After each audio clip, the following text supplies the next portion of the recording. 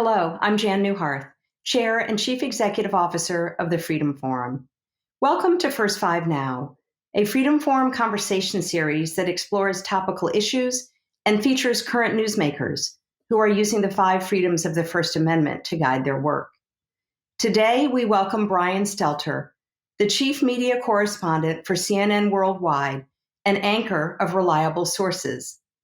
Brian will talk about his book, Hoax, Donald Trump, Fox News, and the Dangerous Distortion of Truth, which tells the story of the relationship between the former president and the network. This program is brought to you by the Freedom Forum, which fosters First Amendment freedoms for all. Our vision is an America where everyone knows, understands, values, and defends the freedoms of religion, speech, press, assembly, and petition. And now, please welcome our moderator, John Maynard. Thank you, Jan, and welcome to First Five Now. I'm John Maynard, Senior Director of Programs for the Freedom Forum. We are pleased today to be joined by CNN's Brian Stelter, who last summer came out with the New York Times bestseller, Hoax, Donald Trump, Fox News, and the Dangerous Distortion of Truth. The book features firsthand accounts from over 250 current and former Fox insiders and chronicles the inner workings of Rupert Murdoch's multi-billion-dollar media empire. A year later, the book is now out in paperback. But this is not your typical paperback release. The new book reflects the end of the Trump presidency, the false claims of voter fraud, the deadly riot on Capitol Hill, and the sudden emergence of other players in the world of conservative media. Essentially, it's a brand new book, and we are pleased to have Brian here to talk to us about it today. Brian is the Chief Media Correspondent for CNN Worldwide and anchor of Reliable Sources, which examines the week's top media stories every Sunday at 11 a.m. on CNN. Prior to joining CNN, Stelter was a media reporter for the New York Times and covered television and digital media for the newspaper. In addition to Hoax, he published the New York Times bestseller Top of the Morning, Inside the Cutthroat World of Morning TV. In 2013, that book was about the competitive world of morning news shows. He is also a consulting producer on Apple's The Morning Show, which is inspired by the book. Brian also created the influential blog TV Newser as just a freshman at Towson University, which became a must-read for all those in the television news industry. Brian Stelter, welcome to First Five Now. Thank you. I'm honored to be here.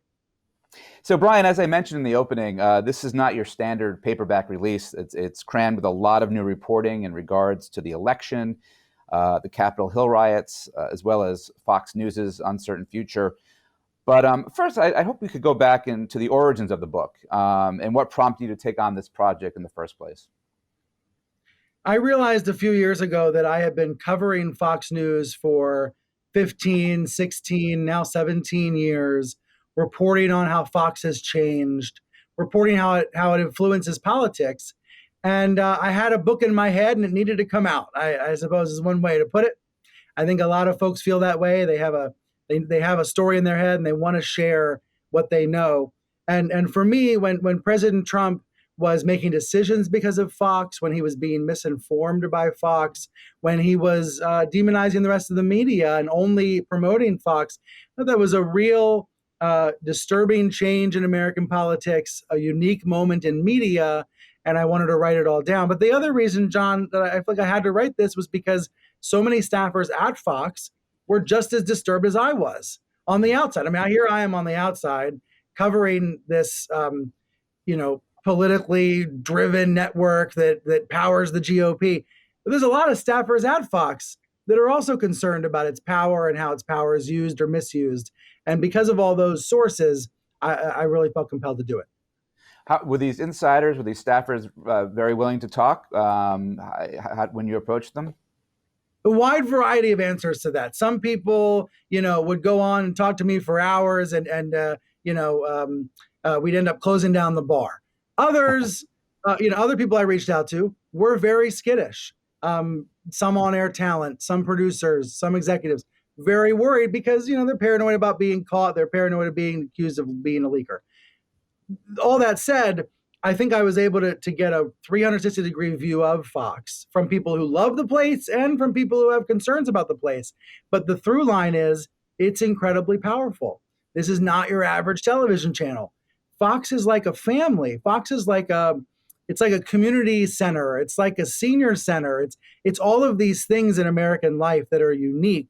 And in the Trump years, I think it got really distorted and twisted, and we can get into that. But I think it's worthy of observation because it's so unique. Right. Yeah. Well, in the prologue of this book, you said you were angry and that you were not going to be the Stelter in a navy blue blazer, that's which you might be wearing right now, that you see on CNN, and that you were going to use curse words, which you did. Which Brian Stelter are we reading when we read Hoax? I hope you're getting the truest, the realist version of me. What I hope is that I get out of the way and I tell the story of what it's like inside Fox and how Fox has shaped Republican politics. So, I feel like I sometimes use curse words just to convey the craziness of what's going on. For example, I had staffers, saying to me, this is such BS, what we're feeding to Trump. Imagine what it's like to be in the control room of Fox News in the Trump years when the president is live tweeting your show. And if you know that the segment you're doing is bogus, it's BS, and the president suddenly seems to believe it and is promoting it, like there are those kind of out-of-body experiences that happened in the Trump years that I wanted to document. And sometimes you got to get loose and use different language to do that. But, bottom line is this network and the Trump years had a real reshaping. And that's why in the paperback, the new open to the book is about the riot, is about the insurrection, and about Fox's role. And on that day, you have to ask, would there have been an insurrection without 25 years of Fox News programming? So I think those are some of the big questions that are worth grappling with, even though we're now in the post-Trump era. Right. Before we get to sort of the updates in the paperback, I think it'd be helpful if you could tell us about Trump's relationship with Fox going back to the beginning, even prior to when he went down that escalator at Trump Plaza. Yes, I think it's all about 15, 20 years ago, his friendship with Roger Ailes, which in 2011 turned into a weekly appearance on Fox and Friends.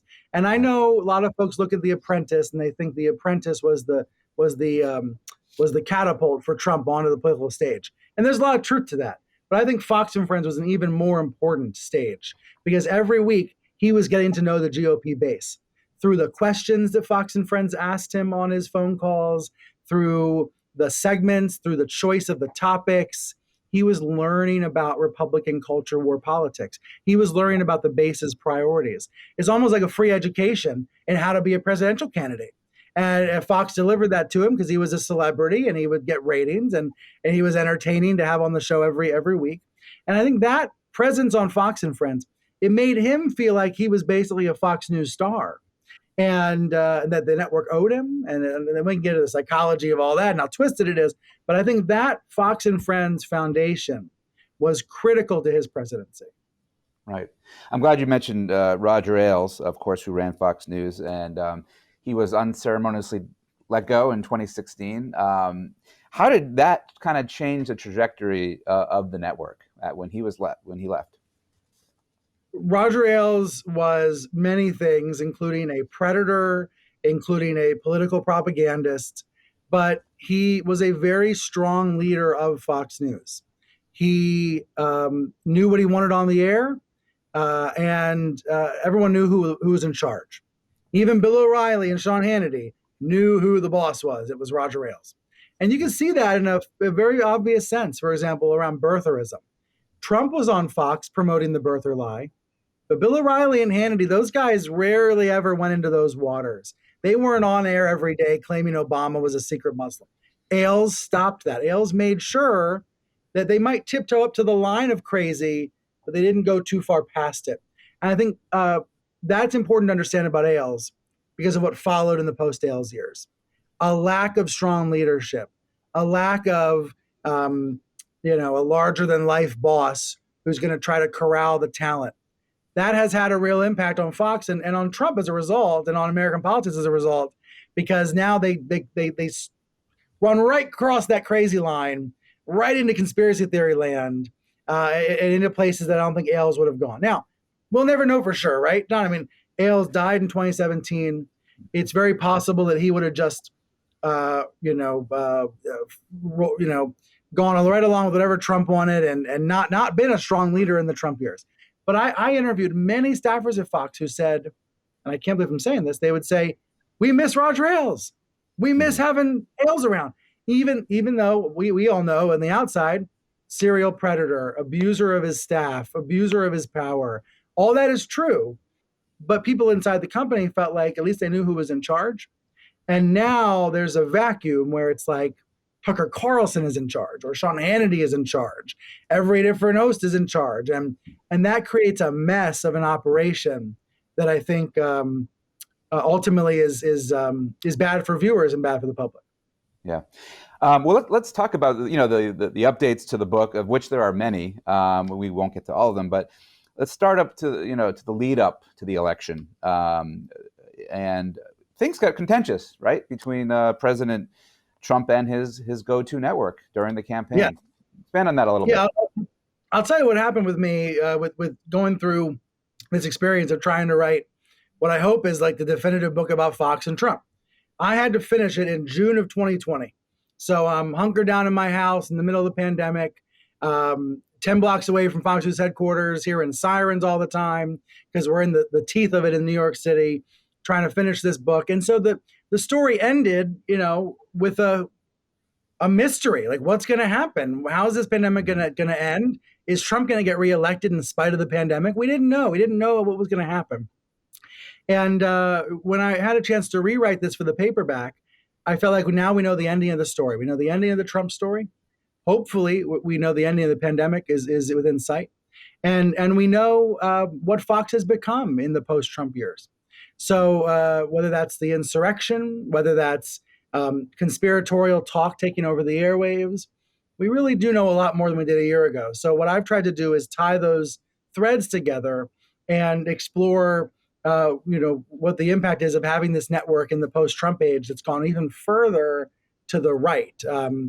With regards to Trump and Fox, they have been at odds at times. It's like this marriage of convenience a lot of the time. But, as in any marriage, you have rough days, you have rough spots, and you have these battles that go on that don't make a lot of sense to everybody outside the relationship.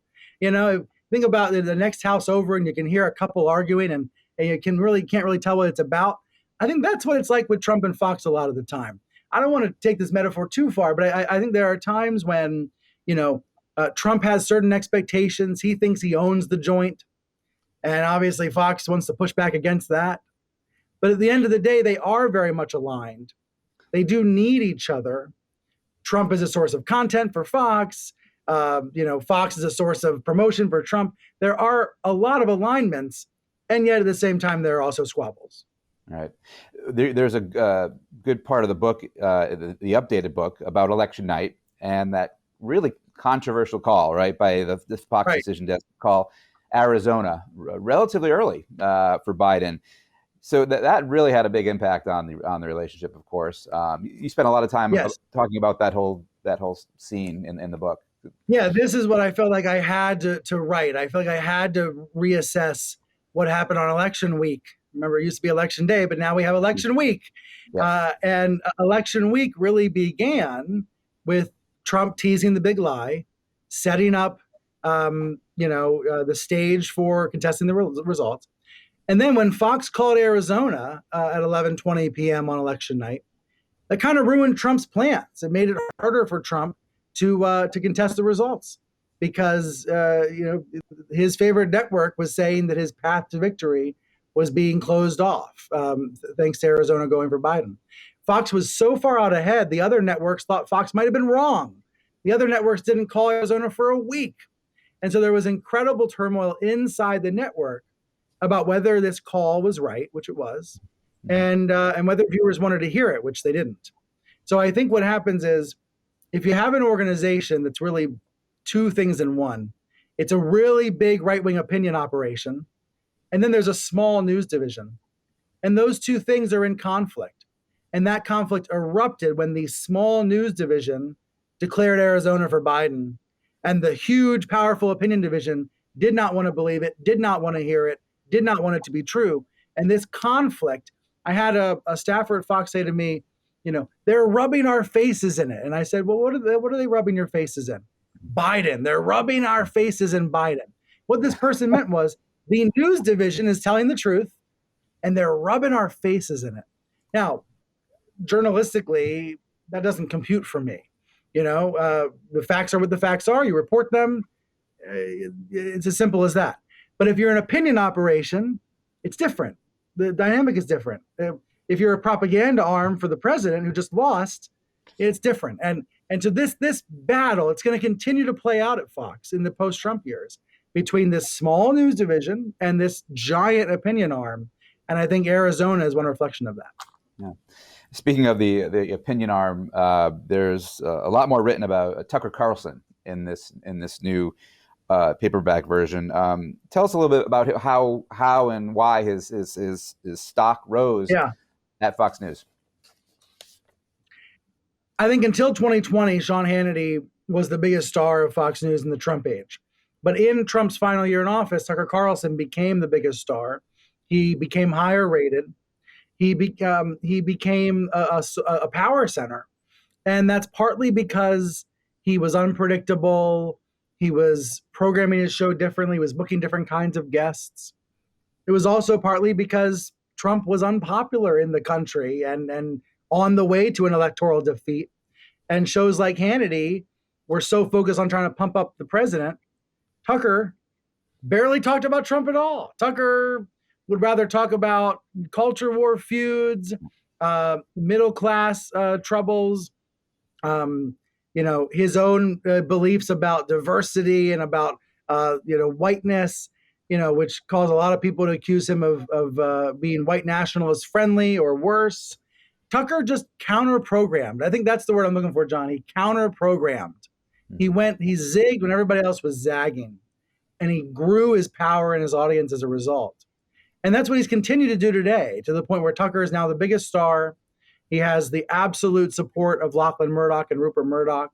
No matter what controversies he stokes, no matter how much anti-vaccination rhetoric he spreads, he has the absolute support of the company. And so he has become, in a way, the new boss of Fox News. Right.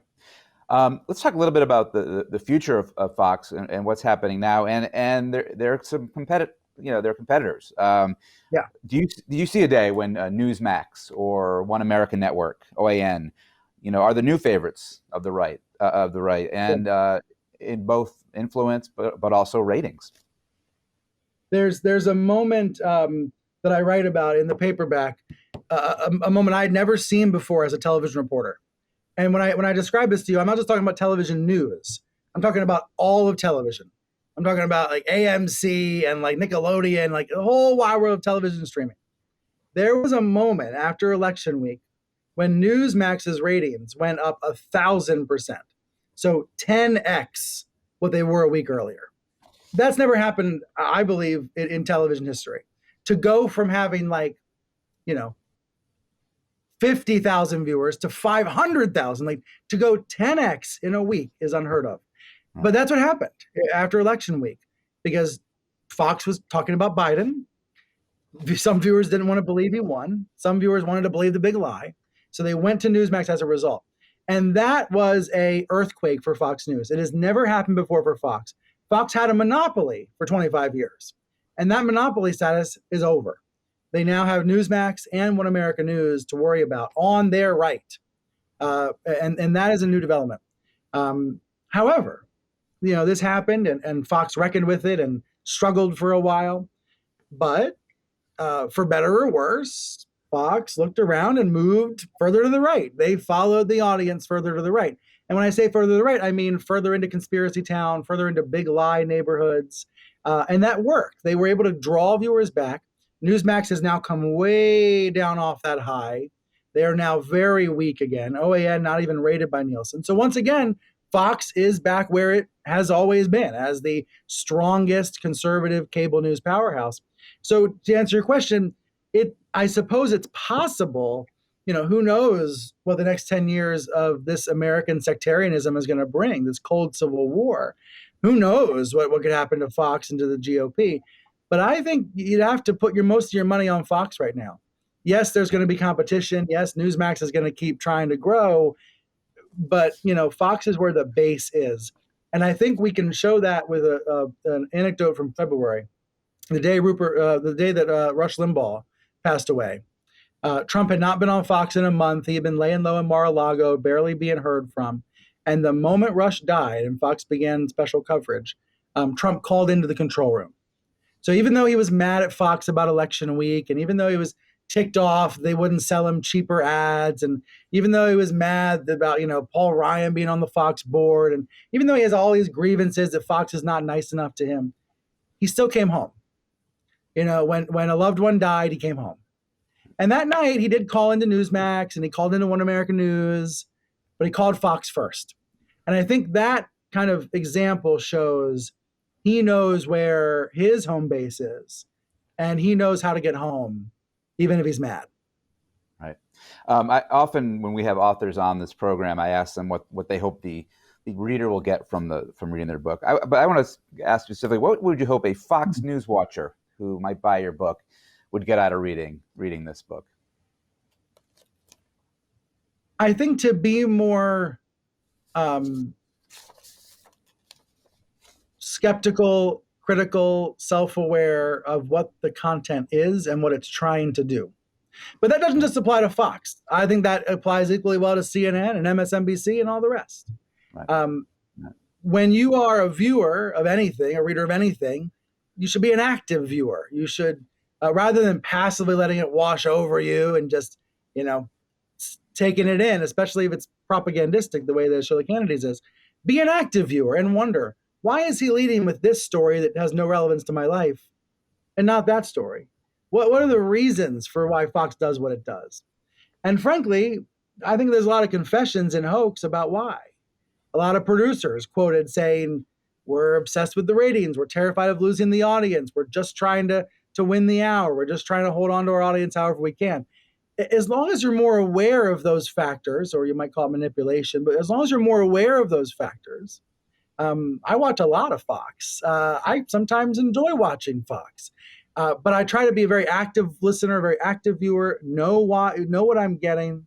In the same way that when I buy a box of cereal, John, I look at the nutrition label, I look at the calorie count, I know what I'm getting, and then I can decide whether it's good for me. I'm not proposing nutrition labels for TV news, but I think everybody should be an active consumer and be aware of what they're putting in their body, so to speak. Right. Brian, I hope you talk a little bit about some First Amendment issues, as you know, the freedom. There you go. Gotta look at the nutrition labels. And you should think about what you're consuming. And I think that applies to Fox. And so that would be my takeaway. I hope we could talk a little bit about some First Amendment issues. As you know, the Freedom Forum is an organization that is designed to foster First Amendment freedoms for all. And this is sort of, I guess we'd like to say, a First Amendment-ish type issue in regards to the Facebook Advisory Board's decision last month to uphold Trump's ban on the social network, but actually kicking it back to Facebook and giving them another 6 months, right, to decide whether to permanently ban them. Give me your thoughts on that decision, and is it a true First Amendment issue? It is definitely First Amendment adjacent, and it's important to help everyone understand why it's only adjacent, given that Facebook's a private company. I think you and I both know that the First Amendment is about your relationship to your government, but a lot of folks do not understand those nuances. And every time I'm on TV covering these issues, I view it as an educational opportunity to explain what the First Amendment is and what it isn't, and what it governs and what it doesn't govern, and how Facebook as a private company can essentially do whatever it wants, but that maybe that's not a good thing for you or for me or for Facebook. Ultimately, we need to have our eyes wide open about the power of these platforms. Again, going back to active listening or active reading, active consuming, to be aware of who's setting the rules or who's deciding there aren't rules and why, and who benefits from that.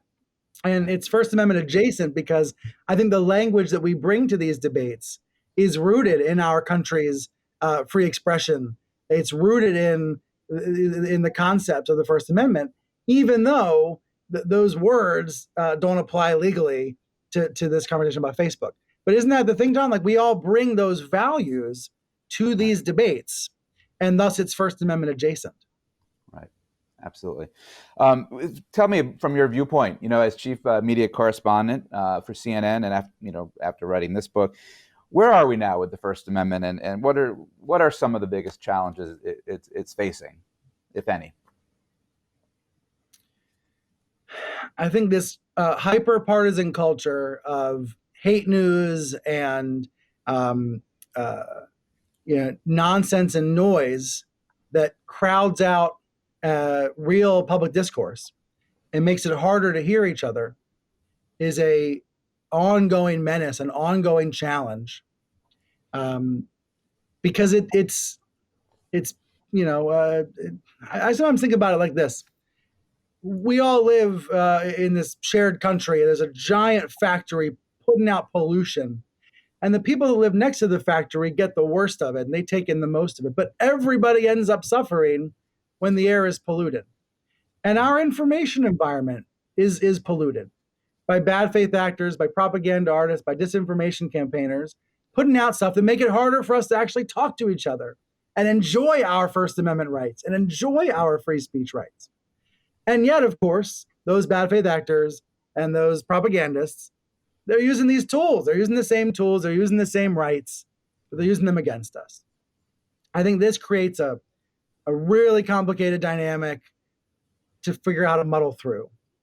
How do we preserve and cherish these rights while trying to turn down the noise a bit or tamp down the pollution? In essence, try to make the air cleaner for all of us so that we can talk and hear each other and have good faith arguments and use our free speech rights to the max and express ourselves to the max. It just feels to me, as someone who lives too much of my life on Twitter and other platforms, we're not actually able to use these tools in a positive way for those free expression rights because of all the craziness and the noise and the disinformation that crowds it out. That is I suppose, I'm not summing it up well. This would not be a good monologue on TV, but this feels like the thorny issue that's in front of all of us. And I appreciate what Joan Donovan and others have said in the scholarly community, saying disinformation is a threat to your free speech because it makes it impossible to have conversations and talk about the impact of what is true. Some of this is theoretical. Some of this is clearly complicated, but we've got to keep sorting through it and talking about it. Am I making any sense, John, or are you just going to cut me off? No, that was well said. That was well said. I want to ask one last question because I had happened to come upon this Washington Post story recently because we've been talking a lot about Fox News, but let's talk about CNN a little bit. That saying that in my house, yeah, of course. Yeah, that CNN has become a little bit more opinionated and emotional. Even not, of course, you have prime time, but also in the newscast. I just wanted to get a response from you on that story. I think I've only cried a couple times on TV. I try not to get overly emotional. Sure. There was a point last year, a month into the pandemic, where I did look into the camera and I didn't mean to do this, but I said, like, it's okay to not be okay right now. Nobody's okay.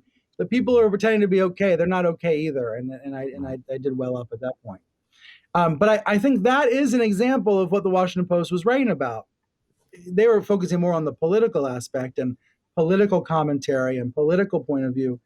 Right. But I think anchors and hosts looking right into the camera, addressing the viewer one-on-one, is something that we're seeing more of in television news and at CNN.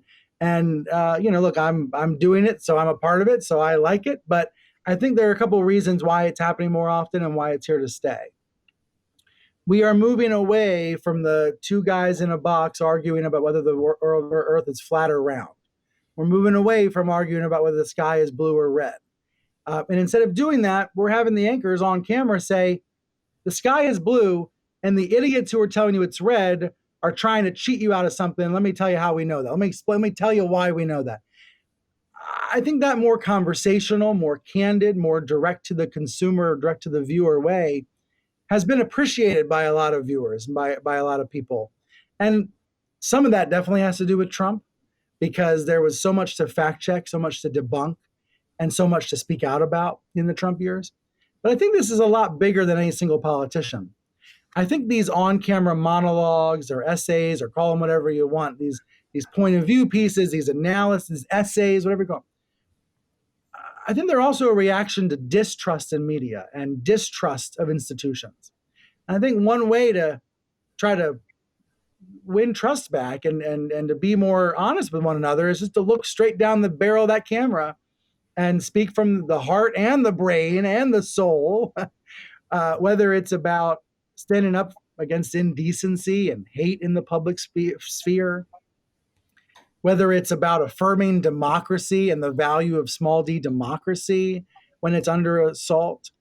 I think doing that straight to camera, and sometimes it might seem emotional, it might seem more opinionated, but I think it connects to the audience on a level that is important. Now, that said, I probably went overboard a couple times, did a couple essays on air. Maybe I tried too hard to make a point and it didn't work. There's definitely room for criticism, and we should all be open to that, because the only way we make our work better is when we hear from the audience and learn from the audience and try to improve it. But I do think that those monologues, essays, whatever you want to call them, they are here to stay, and they are a way to relate to the viewer and what the viewer is experiencing at home. Because the final thing I would say, whether it's about Fox or CNN, is that we need to be on the side of the viewer. We're not on the side of a politician. We're not on the side of an agenda or a propaganda arm or an autocracy movement. We're on the side of the viewer. We should be working for the viewer. And my biggest critiques of Fox in Hoax are when they're not on the side of the viewer. They're not on the side of the audience. They're on their own. They're pushing their own agenda. They're trying to help the president for some crazy reason. We should be on the side of the viewer, trying to help the viewer know more and feel better informed about the world, feel better prepared in the world, feel less fear and more facts, more equipped to handle a complex world. And when we do that well, that's really valuable. And that's worth defending. And that's why we have a First Amendment. The book is Hoax, Donald Trump, Fox News, and the Dangerous Distortion of Truth. It's now in paperback. If you read the book when it first came out, this is almost a brand new book, crammed with so much more. We should say, John, the ebook, if you bought the ebook, it automatically updates. So there's a free new book on your Kindle. How's that for a plug? There you go. Thank you. Well, Brian Stelter, thank you for having me. What a pleasure talking to you, and thank you for joining us on First Five Now. Thanks so much. And I hope our viewers will join us on Monday, June 21st at 6:45 p.m. for the annual Al Newharth Award for Excellence in Media. This year, we are honoring author and Pulitzer Prize-winning journalist Isabel Wilkerson. As always, you can look for our programming and initiatives at freedomforum.org. And again, thank you for joining us on First Five Now.